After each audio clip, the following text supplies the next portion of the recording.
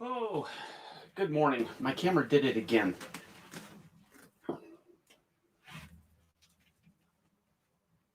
Are you on? Oh, you're just sitting here hanging out with me today. Good morning, Kathy. Good morning. Good morning. Again, I had this really neat thing lined up for the camera and it's not working, so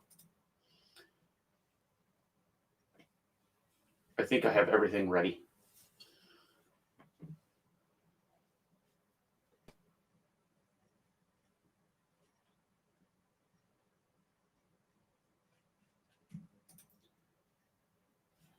I apologize. Something on the camera is not working right.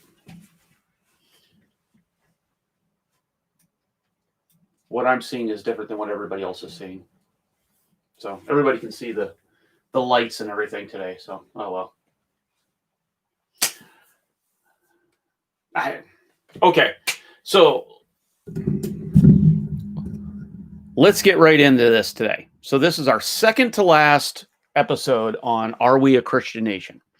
And a couple 3 weeks ago on one of our episodes, afterwards on the comments, which I feel really bad that as we're doing the live stream right now, you can't comment.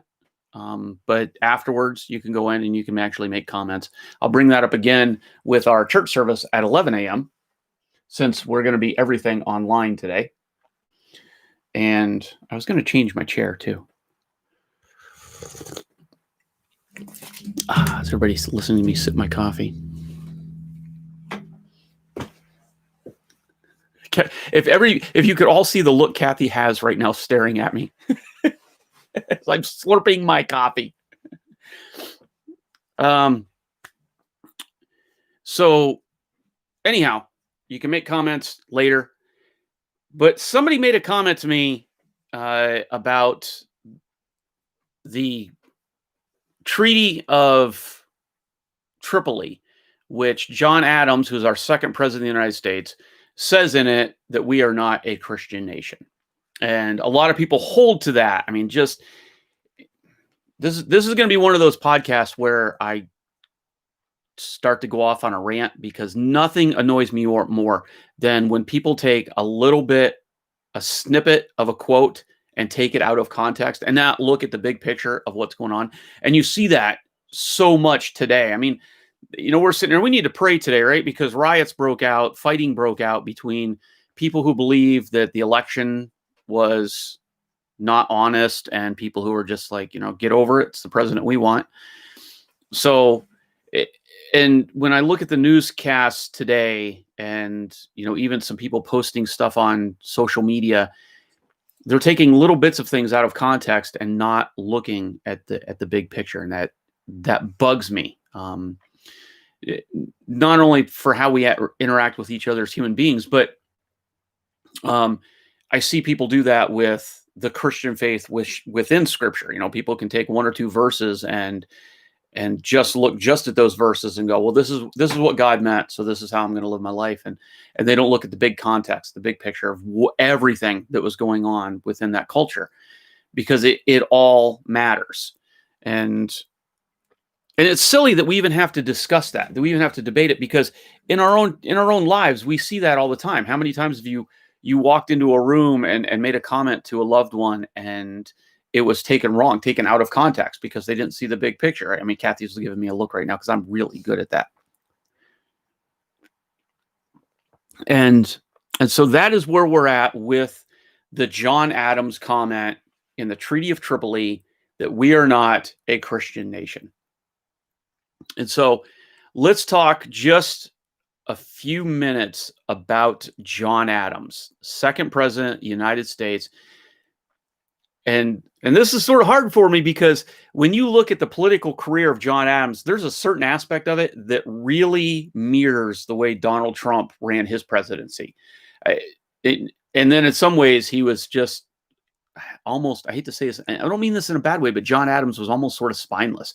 He didn't like conflict. He didn't want to fight with the two fractioning parties. We were a two-party system back then, and they were fighting with each other. And we can talk about, let me lay the framework of this. So Thomas Jefferson believed in that we should be in an agrarian society. He wanted basically for this new nation to be self-sufficient. And then there were the Federalists, like, oh gosh, I hate it when I say a name and it's in my head and I can't say it. Andrew Jackson. Andrew Jackson. No. Yes.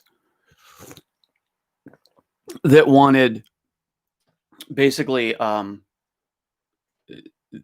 they wanted to be a mercantile. So they wanted to have more of an industrial nation where we would interact with more of the other nations. And John Adams was like just basically staying out of this argument. I mean, him and Thomas Jefferson, there's a huge, really cool, I have some of them over here. Excuse me. Interactions, letters they wrote, John Adams back and forth to Thomas Jefferson. And then, man, Andrew Jackson just doesn't sound right.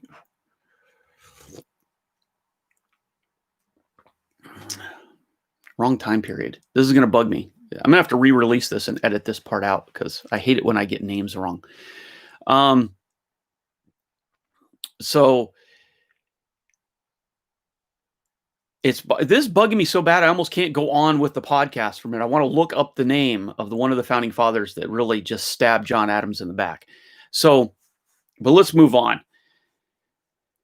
So John Adams doesn't want conflict, and he's trying very hard, and he grows in strength throughout his presidency, trying to not let one of the political parties sort of steamroll over everybody else, but maintain a balance of peace with both England and France, which if I start to explain that, I'm going to go way off on a tangent. But let's just say we're a new nation. We're in like the 1790s. We just got our independence from England. France helped us with it. And England and France are always fighting. And we're trying not to be caught up with it. But because we are having already this idea of world trade and world travel, it is very common for ships to be traveling into the Mediterranean to export, import goods. And so we have our merchant ships as a new nation. They are traveling into, now this was happening before we were a nation. When we were a colony, England would protect, the English Navy would protect our merchant ships as we traveled through the Mediterranean. But when we got our independence, then the French fleet would protect our ships heading through. But now we're having all this conflict. So basically we're on our own. So we're sending our merchant ships off into lands where people don't like America already. We're just started as a nation. There's already part of the world that doesn't like us.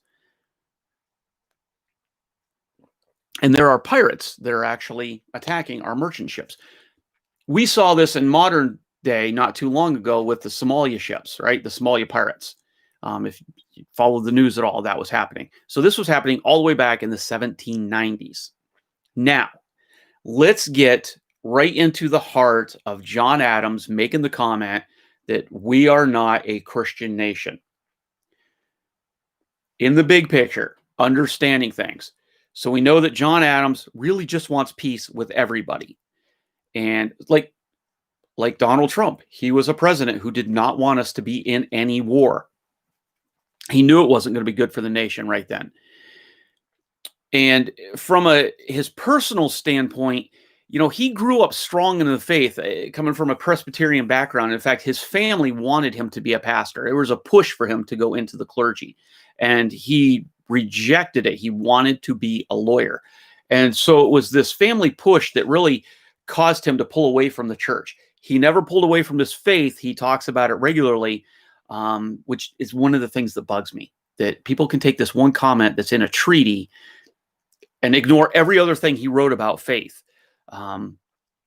So he had a faith. He struggled with the church. Doesn't that sound really common today? That's one of the reasons we do this podcast, because there's people who have a desire to search faith, to see the bigger meaning, to actually see where God has interacted in our lives.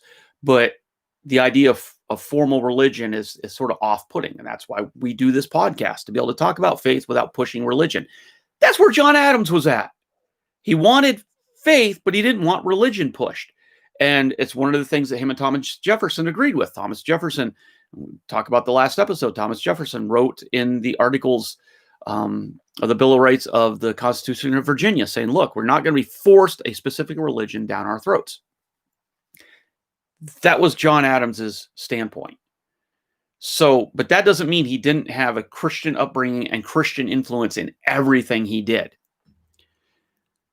So now here's the big question that you have to ask yourselves and really look at it honestly. I mean, if you want to look at the big picture, are we not a Christian nation?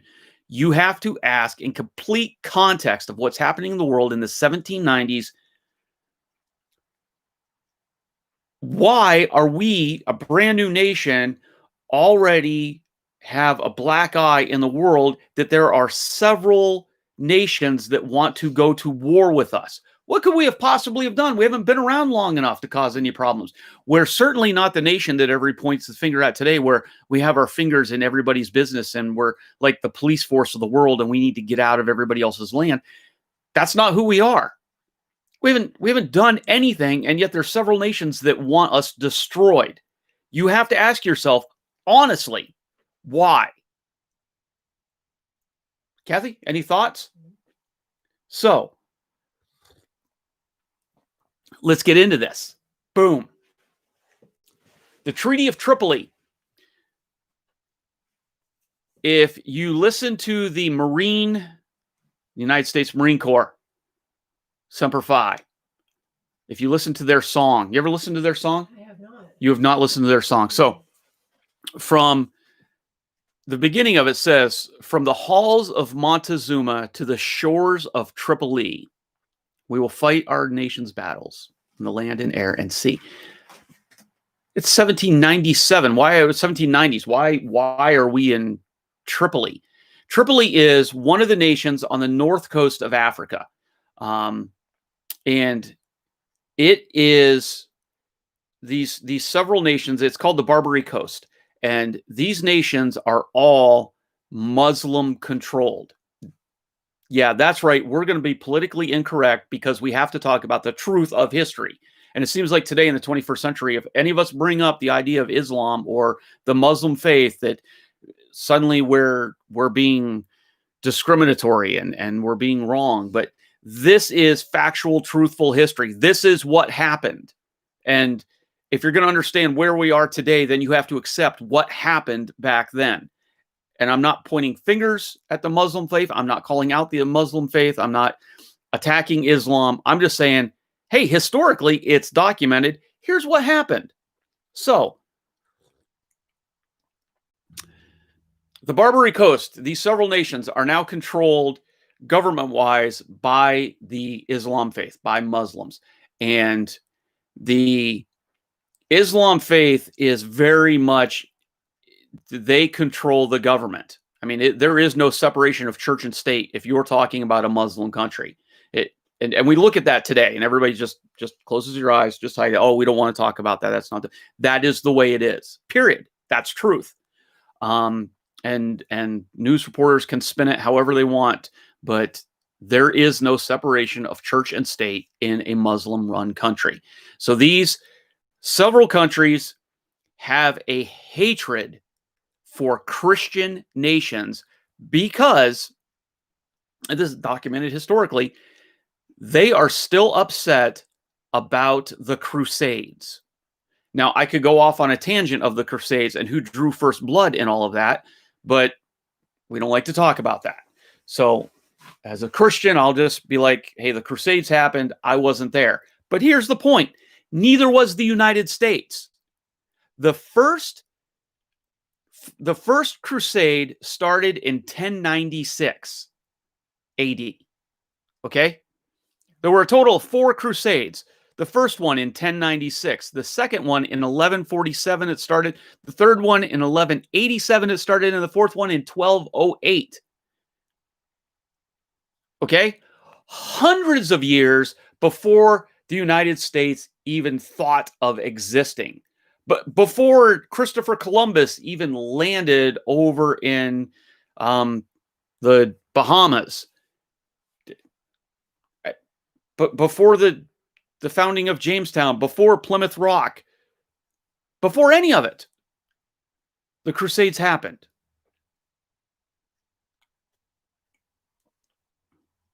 The Muslim nations have not to this day let go of what happened during the Crusades.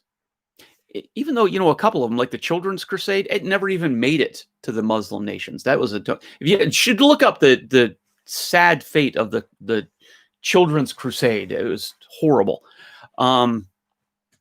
So here's what I love this.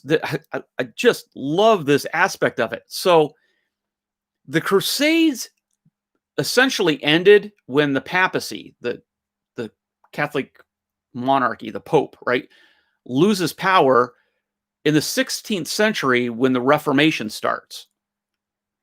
So, which is about the same time, right, that we started this entire series. That's when Henry VIII gets mad at the Pope because he won't grant him a divorce.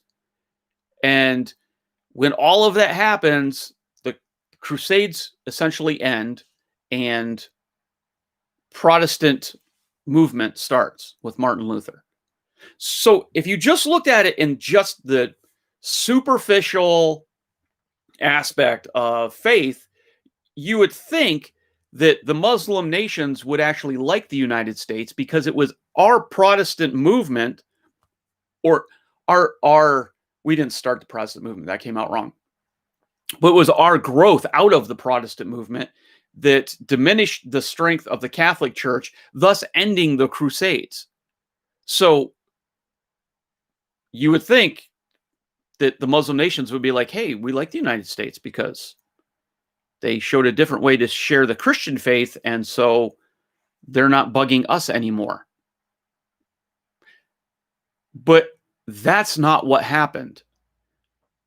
We, as a nation, lived and worked in such a way that the entire world saw us as a Christian nation.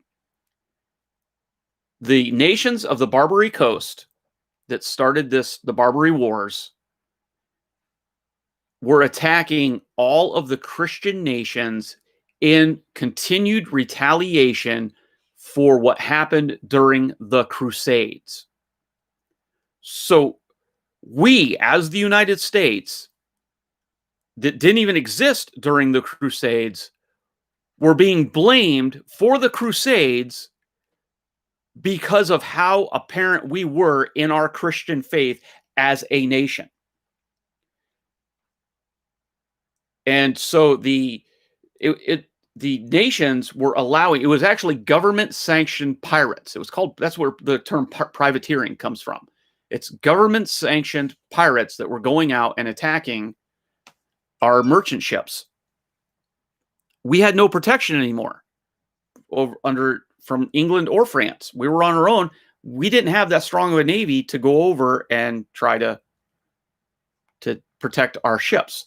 So the USS Philadelphia actually ends up getting captured. There's some interesting battles that happened, and that is where the Marine Corps really starts to take off. And I don't want to go off on a tangent of that. I'll start talking military history, which is really interesting. But our initial Marine Corps actually lands on the shores of Tripoli, and they're going to move inward and actually try to take over things. But we have a president, John Adams, who does not want conflict. And Tripoli has captured hundreds of men from our ships, merchants, and we want them back. And John Adams wants our men back, and he doesn't want to go to war. So, because essentially, we didn't have the strength to go over that far. And in looking at the bigger picture, when you see other things that are happening, as this is happening, we're only a decade away now from Great Britain coming in to take back the United States, the War of 1812. That was the War of 1812, right? Great Britain comes back to reclaim the United States. Our weakness is just exposed, and John Adams knows that. And he's written as such a coward, and yet it was such a great political move. But they come to the sense of a treaty.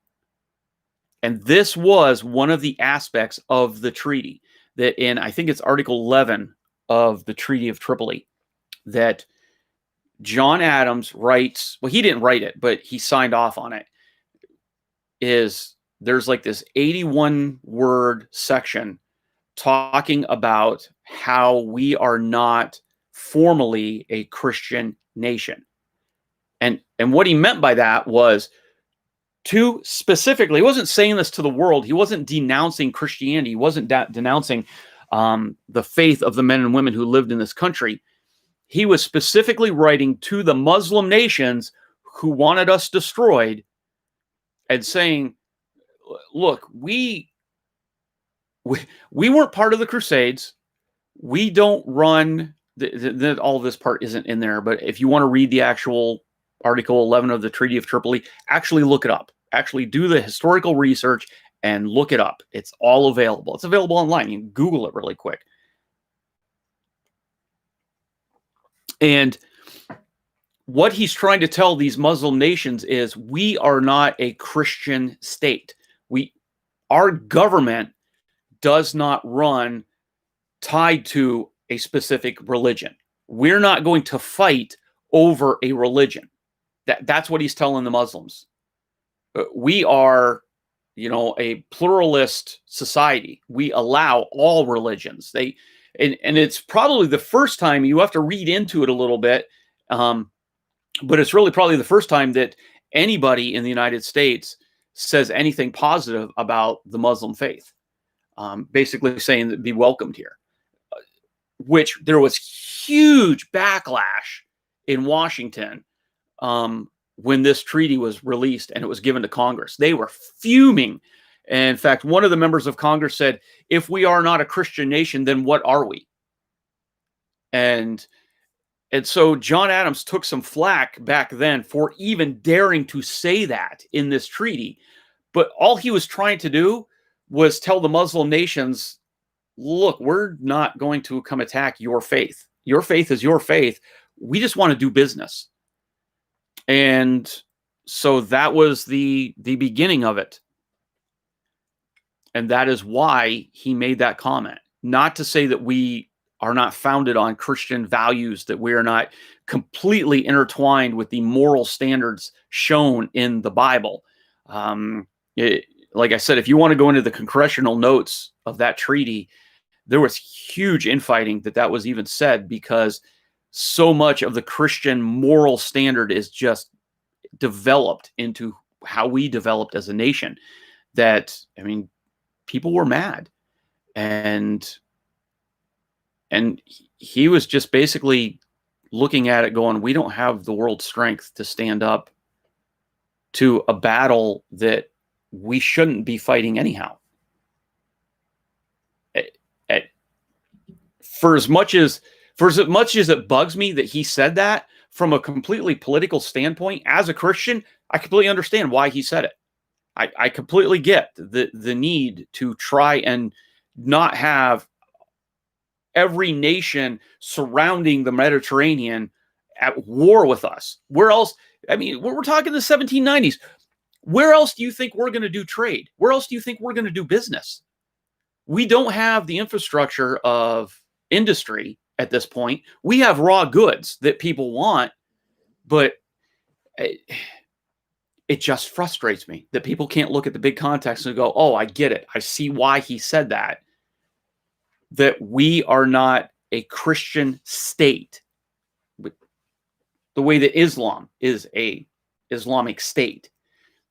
That's the difference. But that doesn't mean that we weren't completely founded on Christian values. But in the world today, people want to take that one comment and go, see, he said we're not a Christian nation. We were never a Christian nation. There's basically no reason for anybody to talk about the moral standards of Christianity in our nation. We should just wipe all of it out because this is what John Adams said. These few words out of an entire several-page treaty. Talk about taking things out of context. That bugs me. I'm a little fired up about it today. And so that is the quick rant overview of John Adams' We Are Not a Christian Nation. I'm giving you a few tidbits The Treaty of Tripoli was in 1797. Look up the Barbary Coast nations, tied in with the Reformation of the 16th century, when the papacy went into decline, the ending of the Last Crusade in 1208, and realize that in the 19th century, the world saw the United States as a Christian nation. That's why they wanted to fight us. That's how much we represented ourselves as a Christian nation. So next week, we're going to finish up this whole Are We a Christian Nation? And from the standpoint of apologetics, in other words, defending my Christian faith, I'm going to talk about why does it even matter? Why do we even have to talk about whether or not we're a Christian nation today in the 21st century? And what does that mean? And, and the idea that we're supposed to be ending this divisive world that we live today in the United States. I mean, there was fighting last night between pro-Trump people and anti-Trump people, and everything. I mean, come on, this is 2020. Look at everything that's happened this year. And we're supposed to be trying to come back together as a nation. And the idea of us coming back together as a nation doesn't mean that the people you disagree with need to eliminate their values and their beliefs. People don't have to accept and join into your belief. I don't expect people to suddenly become Christians and say, okay, I'll follow Christian values. There is a way for us to live in harmony with our differences. We used to be able to do that. And we all need to stand up in our strength, respect each other's differences. And that's one of the reasons I want to talk about this next week, is because there is, in my opinion, an absolute disregard for respecting Christian belief in our nation today. There's almost an outright desire to try and eliminate Christianity from the United States. And I, for one, am not going down without a fight. So next week, we're going to talk about why does it even matter? So that's our podcast for today.